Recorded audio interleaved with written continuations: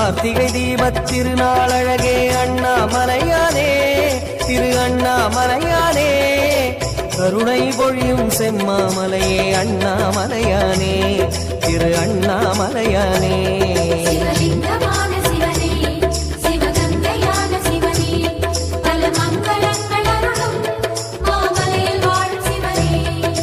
பார்த்தவர் மெய்யை பரவசமாக்கும் அண்ணாமலையானே, திரு அண்ணாமலையானே, பனிமலையாகிய ஒளிமலையானே அண்ணாமலையானே, திரு அண்ணாமலையானே. கார்த்திகை வெறும் மாதம் அல்ல, இது ஒரு மங்கள ஒளியின் துவக்கம்.